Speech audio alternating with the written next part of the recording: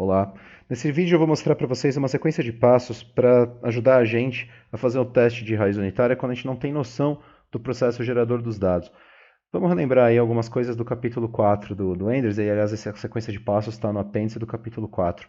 Vamos relembrar. No vídeo passado e no capítulo 4, o que a gente viu é, resumidamente, a gente viu alguns testes, mas um teste, o primeiro que eu mostro, é o teste de DK-Fuller.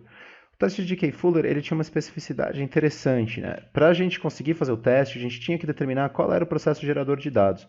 Então, olha para essa equação 1.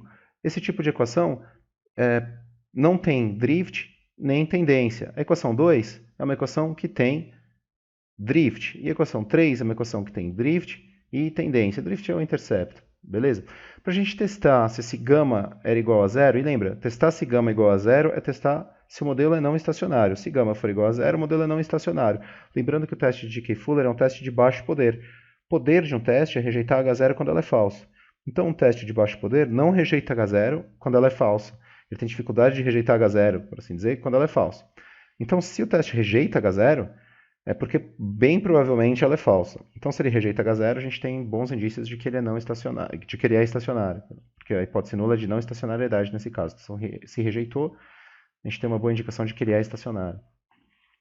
Se ele não rejeitou, a gente tem uma indicação que ele é não estacionário. Só que não dava para usar um teste T normal aí na hora que a gente estima um modelo, por exemplo, o modelo 1. Não dava para simplesmente usar o teste T para ver se esse gama era igual a zero ou não. Toda essa explicação está no vídeo passado. Assim, tinham três estatísticas de teste que foram desenvolvidas para testar justamente se o gama é igual a zero. Foram desenvolvidas pelo Dick e pelo Fuller. Que no livro do Enders, e é interessante guardar essa nomenclatura porque no R é o mesmo nome. Beleza? Tanto os tals quanto os phis é a mesma coisa. Então, para gama, para a gente testar se gama é igual a zero, ou seja, para testar se o modelo é não estacionário, ou não, na hipótese nula de não estacionariedade, a gente usava uma estatística chamada tal. Para testar o modelo 2, para testar se gama é igual a zero, nesse modelo que tem intercepto, que tem drift, a gente tinha que usar uma estatística de teste chamada tal-mi. E isso na hora do teste, na hora de implementar no R, você tinha que avisar o R, né, que modelo você tava testando. E aí no 3, o modelo 3 é um modelo que tem intercepto e tem tendência. E aí a estatística de teste é tal, tal. Beleza? Além disso, tinham três estatísticas de teste que eram importantes, que era a estatística Φ1, Φ2 e Φ3. Elas são estatísticas de um teste de exclusão múltipla, ou seja, uma coisa parecida com o teste F. A Φ1 testava se gama e zero eram simultaneamente iguais a zero, ou seja, se o modelo era não estacionário, se isso fosse igual a zero, e se tinha drift ou não. A estatística Φ2 testava se o modelo era não estacionário, se tinha drift e se tinha tendência, que é o A2, né, igual a zero. E o Φ3 testava se o modelo era não estacionário e se a tendência estava no modelo ou não. Acontece que o problema para a gente é que na hora que você vai implementar esse teste computacionalmente, você precisa avisar o computador qual estatística ele tem que usar. Ou se você fosse olhar numa tabela, você ia ter que procurar qual estatística de teste você vai usar. Para um modelo que tem drift, um modelo que tem tendência, que modelo você acha que está acontecendo? Em alguns casos, a própria teoria guia a gente, que nem na teoria de finanças que a gente viu que a gente pode testar a eficiência de mercado. Para quem está acostumado com finanças, eu sei, tem eficiência forte, também forte caramba, mas para as finalidades desse curso, a gente aprendeu a fazer um teste de testar simplesmente se o processo era um passeio aleatório ou não, né? Um processo de formação de preços no mercado financeiro. Então, nesse caso, a teoria está falando para a gente que a gente poderia usar o modelo 1 e a gente poderia usar tal, a estatística tal, simplesmente porque está na teoria de finanças. Mas não é sempre que isso acontece. Você vai lá, vê algum processo, sei lá, PIB, não sei. Você não sabe se tem tendência, não sabe se tem drift, a priori, né? Você tem que ficar chutando. Mas para guiar a gente nesses chutes, tem um procedimento em 4 passos, inventado por esses caras aqui no paper de 1990, e que está no apêndice do Enders, numa forma aí estruturadinha, que forma realmente quase um algoritmo, porque é uma sequência de passos bonitinha e tudo mais. Então vamos para o primeiro passo, passo 1. No passo 1, a gente começa estimando o modelo menos restritivo possível, que era o modelo 3 lá do slide anterior ao anterior, esse aqui, né? Ó, esse modelo aqui. Por acaso, a gente adiciona esse termo aqui, esse somatório, para querer dizer que o modelo pode ser mais geral ainda. Estou colocando ó, defasagens do ΔYt. Como o ΔYt é estacionário, né, isso não é um grande problema. Mas é um modelo super genérico, é isso que está querendo dizer. Mas eu vou colocar drift e vou colocar tendência, beleza? Então é o modelo menos restritivo possível. Aí a gente testa se γ é igual a zero usando a estatística tal, certo? Porque ela era estatística para o teste de DK Fuller no modelo menos restritivo possível. Eu uso essa estatística. Se eu rejeito H0, lembra que esse teste de DK Fuller é um teste de baixo poder? Se ele é de baixo poder, ele não rejeita H0 quando H0 é falsa com bastante frequência, então ele é um teste de baixo poder. Se esse teste de baixo poder está rejeitando, então é um bom indicador de que H0 realmente não é verdade, obviamente, determinado, sei lá, intervalo de confiança que você quiser, enfim. Se eu rejeitar, então eu concluo que o processo é não estacionário. Que o processo é estacionário, perdão. Concluo que o processo é estacionário. Se eu não rejeito H0, aí eu tenho um problema, porque como o teste é de baixo poder, eu tenho que investigar um pouquinho mais. Mas se eu não rejeitar H0, eu tenho uma indicação de que o processo é não estacionário. Se eu rejeito, eu concluo que ele é. Se eu não rejeito, vamos para o passo 2. Ainda não posso concluir que o processo é não estacionário e também não sei direito aí o que eu faço com esse drift, com essa tendência. Beleza? Então, no modelo 1, o passo 1 é o passo menos restritivo possível. Eu só vou ver o que eu posso concluir em relação a esse gama nesse primeiro momento. No próximo passo, o passo 2, a gente vai focar no A2. A gente vai olhar para essa tendência, beleza? Vamos ver se tem tendência ou não. Então, vamos para o passo A2. Passo 2, perdão. A gente vai ver se o A2 é estatisticamente diferente de zero, ou seja, a gente vai ver se esse modelo tem tendência ou não. A gente vai testar então a hipótese conjunta. A gente já tem uma indicação de que γ é igual a zero, agora a gente vai testar a hipótese de que o modelo não tem tendência. Então, a gente vai testar a hipótese conjunta A2 igual a γ que é igual a zero. Essa é a estatística que a gente viu na revisão, que está no Enders, com o nome de Φ3, beleza? De novo, é um teste de baixo poder. Se eu não rejeito H0, eu já tinha lá a indicação de que γ era igual a zero. Se eu não rejeito H0, eu posso concluir que o processo não tem tendência. Beleza? E vou para o passo 3. Se eu rejeitar H0, como um teste de baixo poder, aí eu posso... A única coisa que eu sei é o seguinte, né? Ou γ ou A2 são diferentes de zero. Beleza? Ou γ ou A2 são diferentes de zero. Então eu preciso investigar um pouquinho mais. Tranquilo? Então, vamos lá. Se eu não rejeitar H0, já vou para o passo 3. Concluo que o processo não tem tendência, aí eu vou para o próximo, que é ver se ele tem drift ou não. Tá? No passo 3 eu vou ver se ele tem drift. Então no passo 1 eu estimo o modelo mais geral, no passo 2 eu vejo se ele tem tendência, no passo 3 eu vejo se ele tem drift. Então, se eu rejeito H0, eu não posso tirar grandes conclusões ainda, eu tenho que investigar um pouquinho mais. Se eu rejeitar H0, então eu vou continuar no passo 2, beleza? Eu não vou passar para o passo 3 direto. Vamos investigar mais então. Ou γ ou A2 são diferentes de zero. Vamos ver. Para melhorar então esse nosso palpite aí sobre o que está pegando, vamos continuar. Eu já tenho uma noção de que o meu processo eu já tenho uma noção que eu tenho um gama lá que é igual a zero, que meu processo é não estacionário. Então eu vou pegar a minha forma funcional mais genérica possível, vou omitir o meu yt-1 e vou estimar só o que me interessaria observar nesse momento, que é a tendência, beleza? Então eu vou estimar o mesmo processo do modelo anterior, só que eu estou omitindo yt-1 e vou focar aqui no meu A2. Ou o γ ou o A2 são iguais a zero. Tranquilo? Então vamos ver se o A2 é igual a zero. Aí eu posso rodar esse modelo e, nesse caso, como todos os componentes são estacionários, eu não preciso me preocupar em usar a estatística tal, eu posso usar a estatística t mesmo. Usando a estatística t, eu vou ter uma noção se essa tendência, que é o A2, vai ser igual a zero ou não. Se eu concluir que ela é igual a zero, beleza? Quer dizer, eu não rejeito a hipótese nula, vou para o passo 3, que aí eu vou finalmente investigar o drift, vou investigar o A0.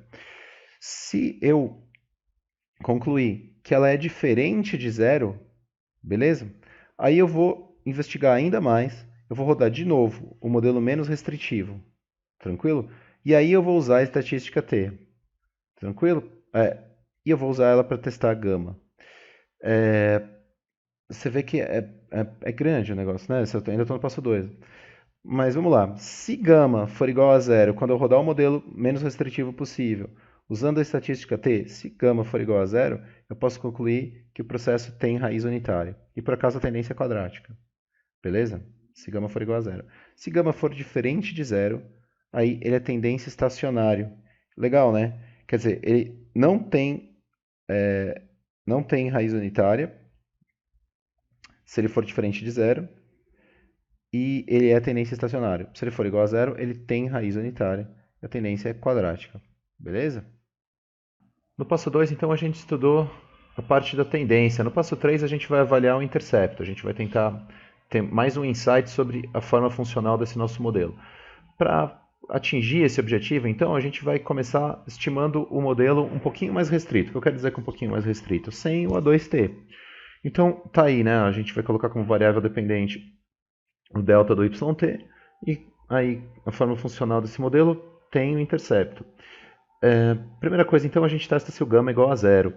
Pode usar a estatística T? Não, não pode, por um monte de razões que a gente trabalhou no vídeo passado. A estatística do teste é não convencional. Tem que usar a tal, conforme colocado tabulado no DK Fuller. Lá no R a gente vai ver como é que faz isso, simplesmente colocando o comando no próprio, colocando, né, especificando qual teste a gente quer que ele use, ele já fala para a gente qual é a estatística correta.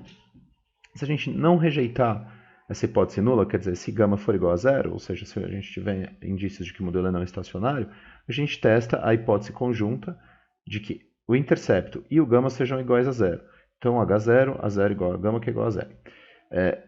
Para testar essa hipótese, a gente usa a estatística de teste chamada φ1. Se a gente não rejeitar essa hipótese nula, a gente pode assumir que o intercepto é igual a zero e tocamos para o passo 4, que é onde a gente vai ver o modelo mais restrito de todos, que é o modelo de passeio aleatório sem drift e sem tendência.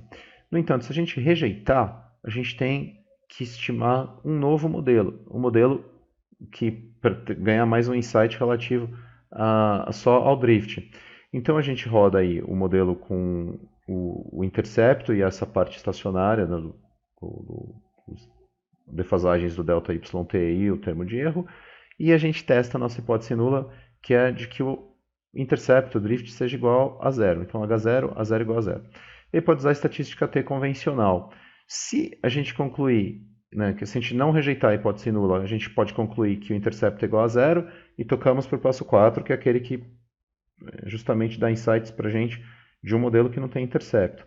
No entanto, se a gente rejeitar essa hipótese nula, a gente tem que assumir que o modelo tem intercepto, né?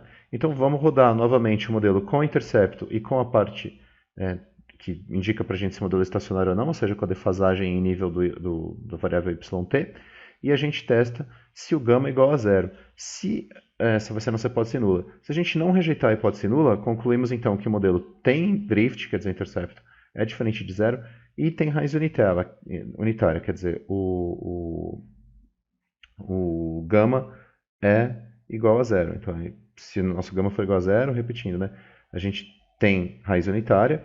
Como a gente está no mundo em que o A é diferente de zero, a zero ali, ó, faltou um zero subscrito, a gente está no mundo com drift. Se o gama for diferente de zero, então o modelo tem drift, mas ele é estacionário. Então ele é estacionário ao redor da média. Beleza? Se a gente já rodou os passos de 1 a 4 e chegamos ao passo 4, a gente só está num mundo que o intercepto é zero, quer dizer, o modelo não tem drift, e o modelo também não tem tendência, a forma funcional. Então, para ganhar um insight final aí se o modelo é estacionário ou não, vamos estimar esse modelo sem tendência e sem drift, usando a nossa estatística adequada para esse tipo de modelo, né? Então, aí fica uma coisa relativamente simples, né? A gente roda esse modelo aí, que é basicamente a gente está testando se ele é um passeio aleatório sem tendência e sem drift. A gente roda na primeira defasagem e a gente testa se o gama é igual a zero. Se o gama, para testar isso, não podemos usar a estatística T, temos que usar a estatística do G.K. Fuller. Qual estatística? A que ele chama de tal no Enders, tá? Se a gente rejeitar o H0, a gente conclui então que a sequência YT, ou seja, o processo gerador de dados, não tem raiz unitária. Se a gente rejeitar o H0, se a gente chegar à conclusão que o gama é diferente de zero, ele não tem raiz unitária. Se a gente não rejeitar o H0, beleza? Ou seja, se a gente concluir que o gama é igual a zero, o processo tem raiz unitária. E aí ele não tem tendência e não tem drift. Com isso a gente conclui o modelo de 4 passos. Só que vamos ver isso no R para entender como é que faz uma implementação. Eu vou dar um exemplo gerando um conjunto de dados ou alguns conjuntos de dados e eu vou testar nesses 4 passos para mostrar como é que funciona. Bom, agora que a gente já viu a sequência de passos nos slides, vamos ver como é que implementa isso no R. Eu vou implementar dois processos com vocês que são mais simples, acho que nesse momento vão causar menos confusão. Vou implementar com vocês, vou simular e testar um passeio aleatório e um passeio aleatório com drift. Vamos começar com um passeio aleatório. Antes de mais nada, eu vou usar esses pacotes aqui, o SimSarima, o Sarima eu nem estou usando, mas tudo bem, e o Urca. Beleza? Que é o pacote para a gente testar aí as raízes unitárias, enfim. Primeira coisa então, vamos gerar um passeio aleatório. Para gerar esse passeio aleatório, eu vou precisar de... Assim, eu vou usar esse modelo, essa função ArimaSim, que é o simulador de Sarima, né, enfim, de um modelo AR, uma arma com integração, eu posso colocar a ordem de integração que eu quiser. Mas antes disso, eu seleciono a semente aleatória. O que é isso, né? Bom, como qualquer processo estocástico tem um componente aleatório, quando eu simular aqui no meu computador e vocês forem simular na casa de vocês, os valores que vão ser encontrados serão diferentes naturalmente porque eles são aleatórios. Mas quando a gente seleciona uma semente aleatória, tanto o processo que eu vou estimar aqui quanto o que vocês vão estimar na casa de vocês vai ser idêntico. Isso facilita na hora da gente avaliar aí os exemplos, né? Então, vamos lá. Eu vou criar essa série chamada RW, que é de Random Walk. Esse TS é para informar que tudo que está dentro desses dois parênteses vai ser uma série de tempo, eu informo isso para o R. E aí eu uso a função ArimaSim e eu falo para ele que eu quero que ele não tenha componente AR, que ele não tenha componente MA, quero que ele gere sem observações e quero que ele tenha uma ordem de integração 1, ou seja, ele é um passeio aleatório normal. Não é o único jeito de gerar um passeio aleatório, mas aqui eu já ensino para vocês aí como é que usa esse simulador de Arima, beleza? Então vamos lá, vamos fazer isso. Vou selecionar a semente aleatória 1, crio o meu RW e agora vamos ver qual é a cara do RW. Tem toda a cara aí de um processo não estacionário, certo? Ele não tem uma média que ele está cruzando sempre, ele não tem um componente aleatório ao redor desse valor estacionário, ele tem aí aparentemente um valor esperado que está mudando com o tempo. Então isso toda a cara de um processo não estacionário. Muito bem. Então o passo 1 é aquele que a gente usa o modelo mais genérico possível, né? O modelo, a gente supõe que ele seja um modelo que tenha tendência e tenha drift, e a gente roda o teste de raiz unitária para tentar avaliar exatamente esse modelo mais assim, menos restritivo, né? Um modelo maior. Então, para fazer isso, eu vou criar, né, um objeto chamado df1, que é de GK Fuller 1, beleza? E aí eu vou usar esse comando ur.df, que é o teste de raiz unitária, e eu vou falar qual é a série que eu quero que ele use, né, qual a série que eu quero analisar, no caso a RW que eu criei. E aí, isso é importante, no tipo eu coloco o trend. O trend é equivalente àquele tal, beleza? Que essa é a estatística que a gente vai usar. Então, ele vai encarar que o modelo tem tendência e que ele tem drift. Beleza? É isso que o trend diz. Se eu tivesse escrito drift, ele ia encarar que o modelo só tinha drift, não tinha tendência. E se eu colocasse known, N-O-N-E, ele ia encarar que o modelo não tem nem tendência nem drift. Então, quando eu coloco o trend, ele vai testar um modelo que tem tendência e drift, vai usar a estatística tal, e já vai reportar para mim as estatísticas Φ2 e Φ3. Aí já facilita para mim. Então, vamos lá, vou criar esse objeto, e aí eu chamo aqui o summary, né? E vejo o resultado. Ele fala para mim qual modelo que ele estimou, né? Ele aqui no começo, ele estava estimando o modelo que a gente viu tanto no vídeo do capítulo de modelos não estacionários quanto agora nesse próprio vídeo, né? Você pega o delta yt, e aí ele pega a defasagem do yt, coloca uma tendência e coloca um intercepto. E interessante é isso aqui, os últimos valores. Olha, ele estimou 3 estatísticas de teste para a gente. E aí ele coloca para nós os valores críticos para a gente ver se a gente está rejeitando a hipótese nula ou não. Então vamos focar primeiro aliás, nesse caso, no passo 1 é só o que a gente foca, né? A gente vai olhar para o nosso tal, que é que ele chama de tal 3. Beleza, qual é a estatística de teste? A estatística de teste é menos 3.3419. Aí a gente olha para os valores críticos, né? A gente sabe que para rejeitar H0, a estatística de teste tem que ser maior que o valor crítico, em módulo, né? 3.34. Eu olho aqui, para 1%, o valor crítico é 3.99, a 5% é 3.43 e a 10% é 3.13. Então, a 1% e a 5% eu não rejeito H0, porque a minha estatística de teste é menor que o meu valor crítico. Beleza? Mas a 10% eu rejeito. Tranquilo? Lembra que a gente tem um teste de pouco poder, né? Um teste que ele não rejeita H0 quando H0 é falsa, né? Aqui ele está, no caso a gente está rejeitando H0 a 10%. Geralmente 10% é muito, assim, é um nível que ninguém usa. A gente geralmente foca em 1 e 5%. A 1 e 5% a gente não rejeita H0. Quando a gente não rejeita H0, a gente tem o que? Uma indicação de raiz unitária. Beleza? Então supostamente a gente tem raiz unitária. Mas ó, pode ver que assim, tem aí. Eu gerei um modelo com raiz unitária, ainda assim a 10% eu teria indicação que ele não tem. Então, por isso que eu digo, né, esses testes têm que ser usados com uma certa parcimônia, mas pela cara do gráfico já dá para ver que ele não é estacionário. Assim, eu nem acho que, assim, só de olhar dá para ver. Mas tá aí. 1 e 5% rejeita H0.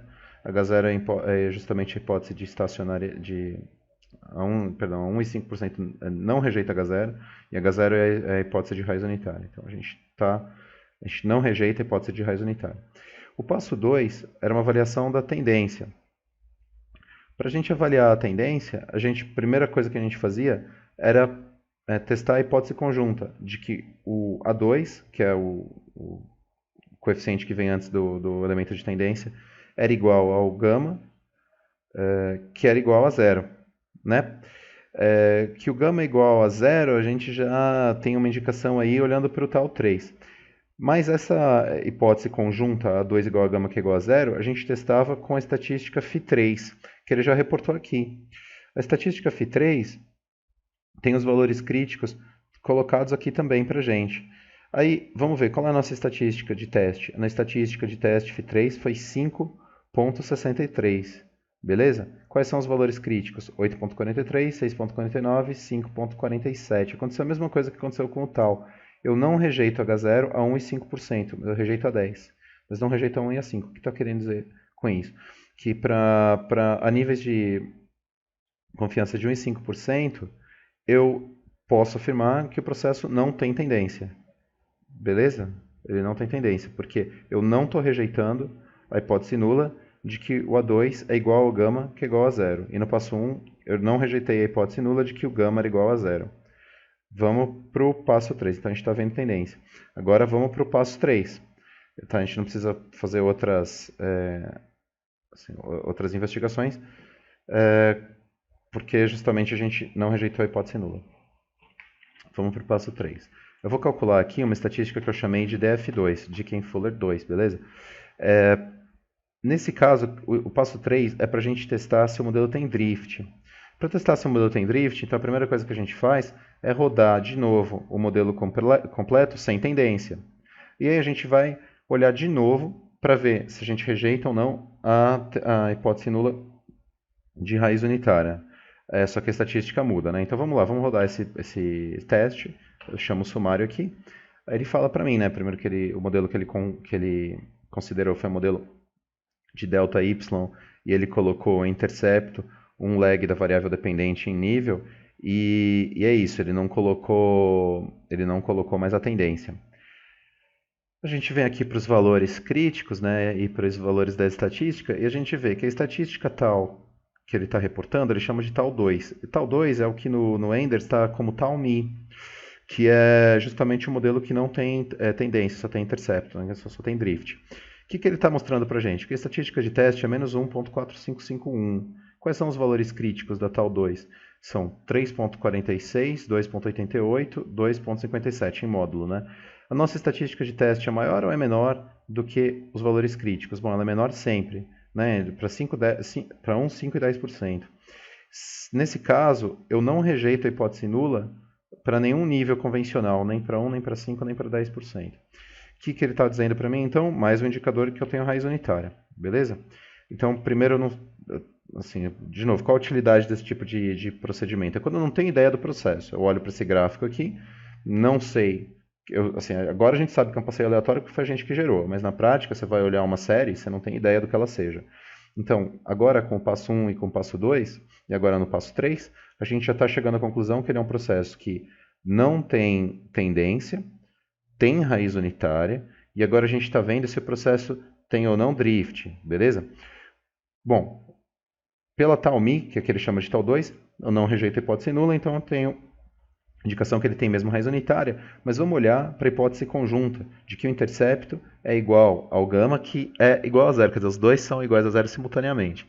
Qual é a estatística que a gente usava para ver isso? Né? A estatística que no Enders ele chama de Φ1, beleza? Então, primeiro a gente usou a Φ3, agora a gente está usando a Φ1.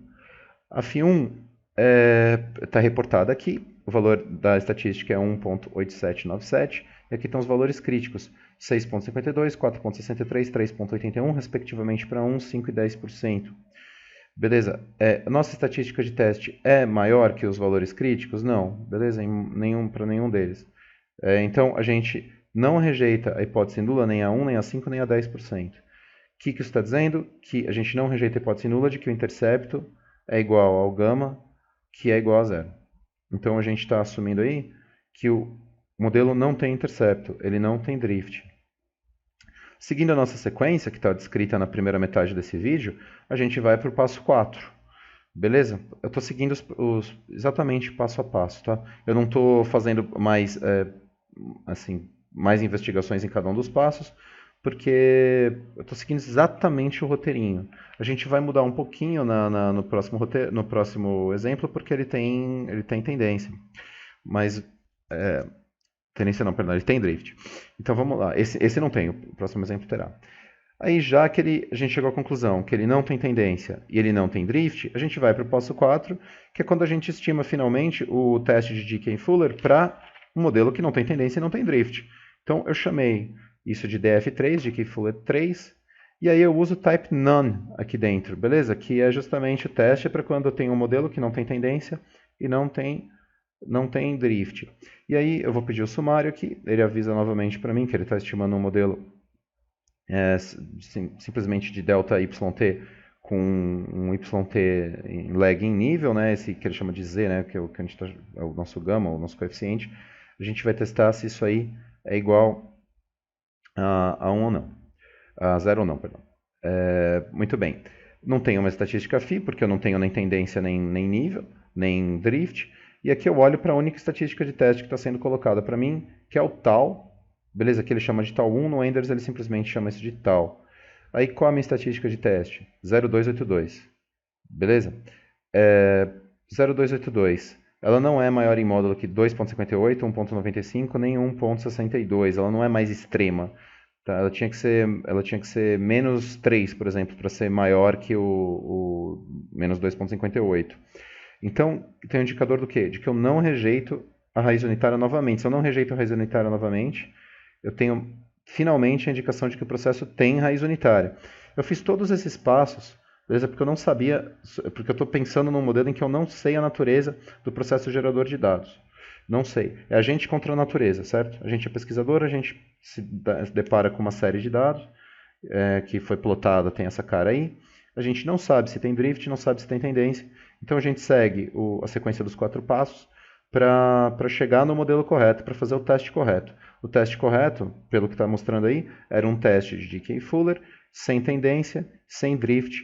Sem tendência e sem drift, a gente tem o que é dado no passo 4, que é esse aqui, né, que é o RDF com o tipo None.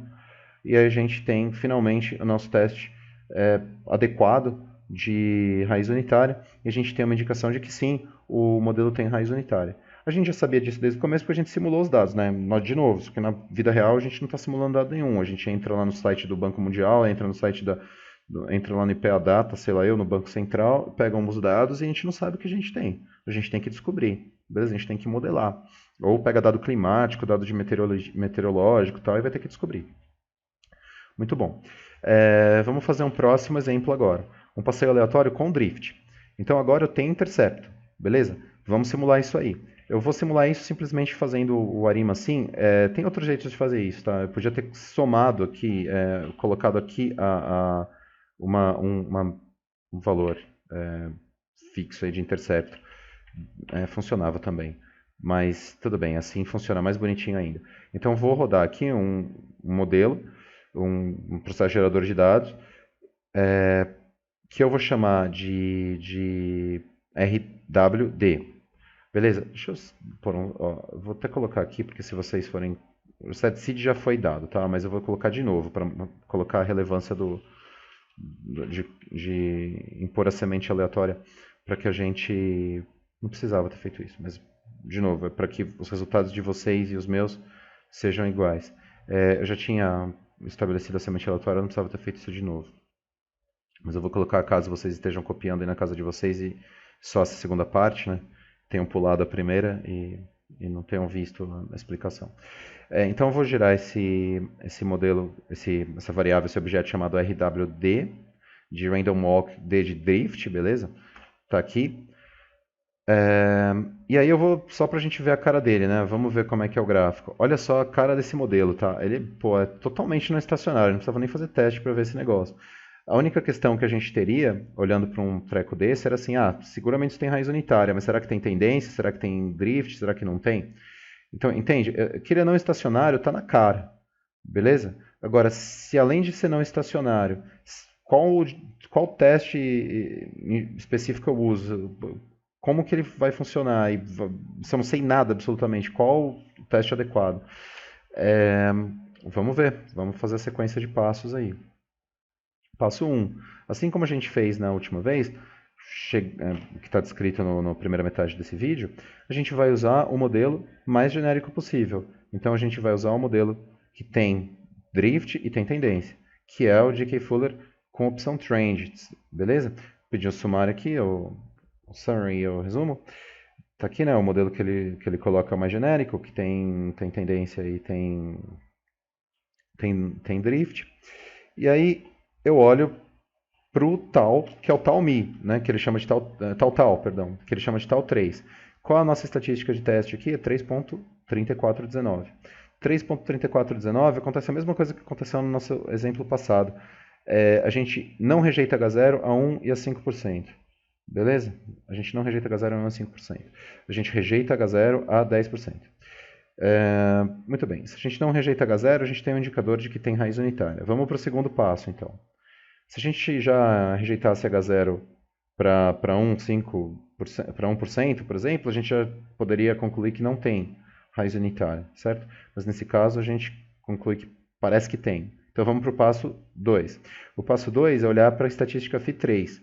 Estatística Φ3 é a hipótese conjunta de que o A2, né, que é o coeficiente antes da tendência, é igual ao gama, que é igual a zero. Ambos são iguais a zero. Vamos olhar para o Φ3. O nosso Φ3 tem uma estatística de teste calculada, né, o valor da nossa estatística Φ3 é 5,63. Quando a gente olha para esse valor, a gente compara com os valores críticos e vê que, novamente, a gente não rejeita H0 a 1 e a 5%. Beleza? A 1 e a 5%. Se a gente não rejeita H0 a 1 e a 5%, a gente conclui o quê? Que ele não tem tendência, que o A2 é igual a zero, ele não é diferente de zero. Tranquilo? Muito bem. Já que ele não tem tendência, vamos para o passo 3 e vamos ativar um modelo que não tem tendência. Para fazer isso, assim, só tem drift. A gente roda o teste de GK Fuller usando o RDF com a opção drift. Aí ele vai rodar para a gente, né, o modelo que tem, né, só Cadê ele? Peraí. É isso aí. Aqui o summary. A gente vai rodar o modelo que tem só drift, que não tem tendência. Beleza? Vamos lá. Né, que aí a gente aqui, aí a gente olha para as estatísticas de teste. A estatística de teste, a primeira que a gente vai olhar é o tal. No caso é o que o Ender chama de tal mi, e aqui ele chama de tal 2, menos 0,48, menos 0,48, ó, você não rejeita H0 porque o valor é menor que os valores críticos para 1, 5 e 10%. Então a gente não rejeita H0. A gente não rejeita H0, a gente tem aí que a gente não está rejeitando a hipótese de raiz unitária. Então, mais uma vez, a gente tem um indicativo de que o processo tem raiz unitária, conforme a gente já imaginou olhando para o gráfico. Agora, a gente vai olhar para a estatística de teste conjunta que ele chama de Φ1, beleza? Tanto no Enders quanto aqui. Φ1 era uma estatística de teste conjunta que via se o A0 era igual ao gama, que era igual a zero. O A0 era o termo de drift. Olha o tamanho dessa estatística agora. A estatística é 19.1019. E os valores críticos são 6.52, 4.63 e 3.81 para respectivamente 1, 5 e 10%. Então, essa nossa estatística de teste é bem maior que o valor crítico a 1%. O que a gente conclui disso? Que a gente rejeita a raiz unitária. Se a gente rejeita a raiz unitária, é que ou o A0 ou o gama são diferentes de zero, porque a gente acabou de testar uma hipótese conjunta, beleza? A hipótese conjunta era que os dois eram ambos simultaneamente iguais a zero. O tal indicou para a gente que o gama é não diferente de zero, beleza? Então ele é igual a zero. Agora o Φ1 está falando que ou o elemento de intercepto ou o gama são iguais a zero. Já que é assim, a gente vai ter que dar um passo adiante, que é a própria continuação do passo 3.